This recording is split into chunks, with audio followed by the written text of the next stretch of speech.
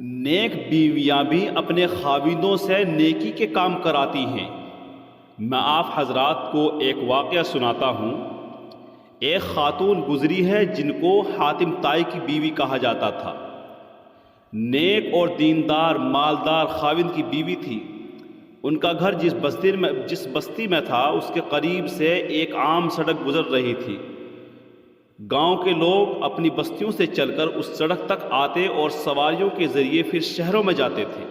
کئی مرتبہ ایسا بھی ہوتا تھا کہ جب وہ لوگ پہنچتے تو سواری کا آخری وقت ختم ہو جایا کرتا تھا۔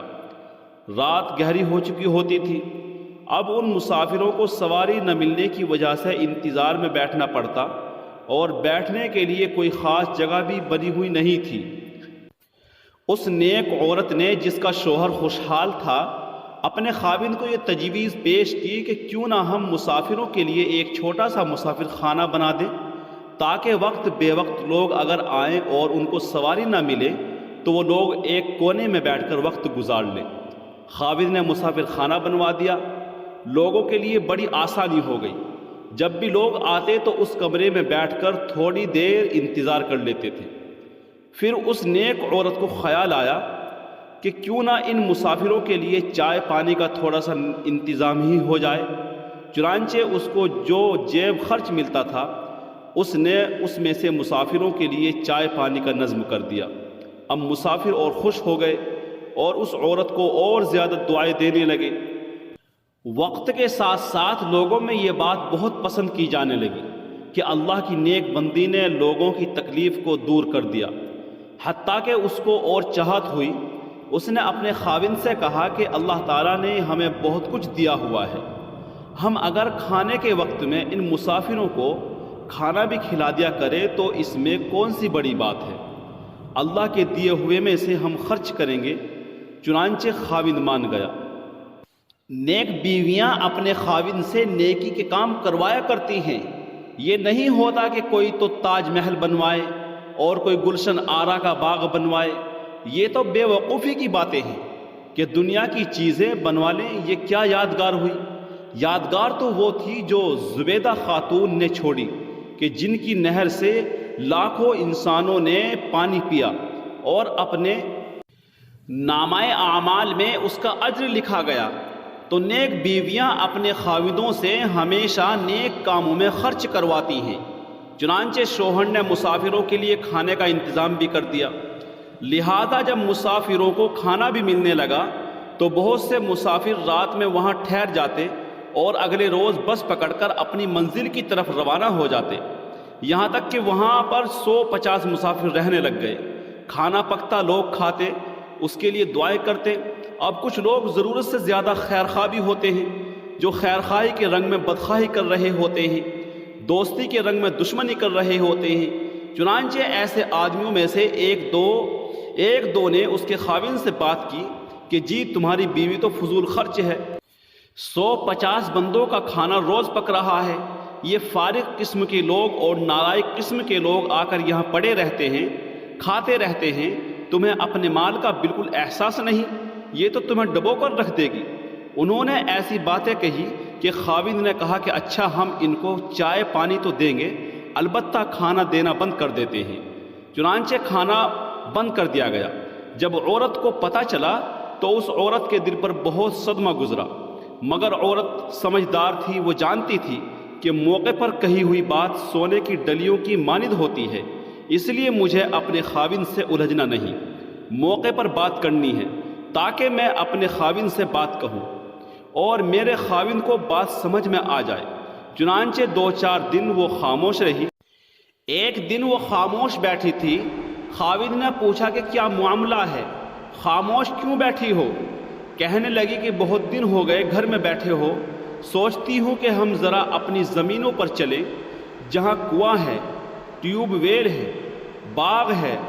کہنے لگا کہ بہت اچھا، میں تمہیں لے چلتا ہوں۔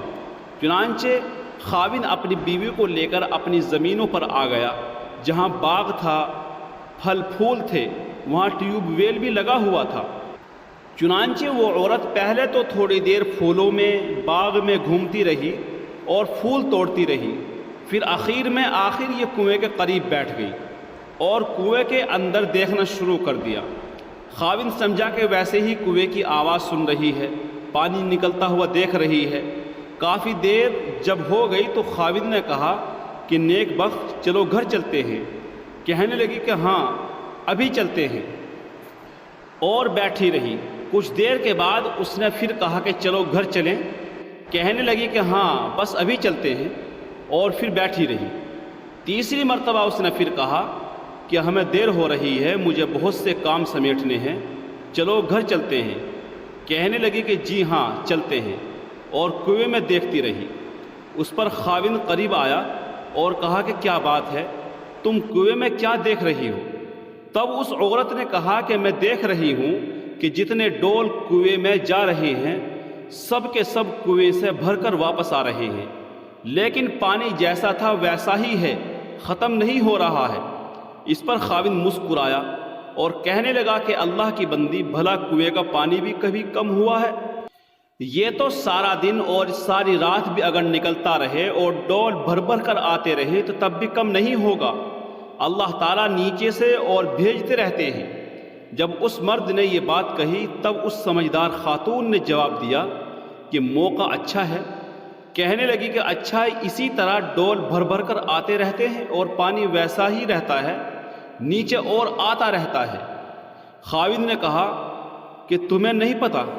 بیوی نے کہا کہ میرے دل میں ایک بات آ رہی ہے کہ اللہ تعالیٰ نے نیکیوں کا ایک کنواں ہمارے یہاں بھی جاری کیا تھا، مسافر خانے کی شکل میں۔